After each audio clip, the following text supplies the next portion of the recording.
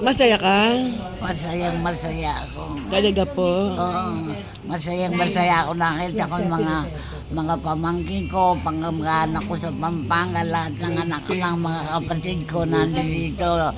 Anak ni Pasin, lahat na si Romy, yan. Yan. Ang favorite ko Favorite mo sino? noong panahon yung malapit ako. Sino favorite niya? Si Romy malibig siya sa akin noon. Ang ano pa si Victor, ang ayaw ko. Si Victor, ang ni Camena.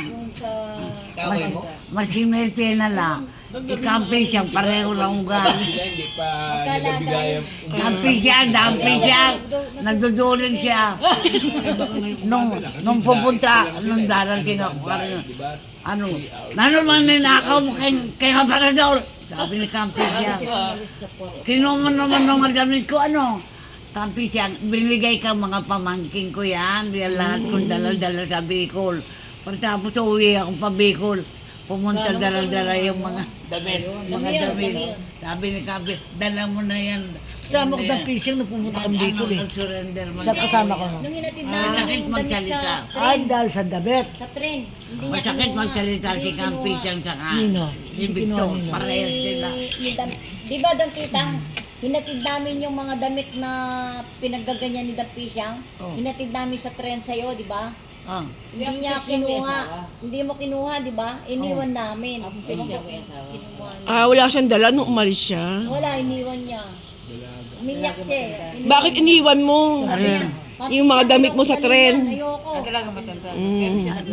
Di ba, iniwan na. Napadala, inatid sa tren. Kami, inatid namin sa'yo, pero hindi mo kinuha. Hindi ko kinuha. Sabi na rin. Umiiyak siya nun. Kasi patay na ano ang ginagawa. May ginawa pa si Dan Titang. Di nakaburol si Dang Pilang. Ay, si Dang Isyang! Pisyang. Sabi niya, pagdating. Ang Pisyang, kahit nakaburol ka, galit pa rin ako sa'yo. Grabe na yun! Oo, sabi ko, bakit naman? Sabi ni Mama. Joke lang. Sabi ka naman. Grabe yan ka Ba't po. ganyan? Eh, nakaburol si Dang Pisyang Biglang sabi. Saka yung asawa ni Kang Menang, iba Kang Wan ni Salbayman. Gilapang ka din.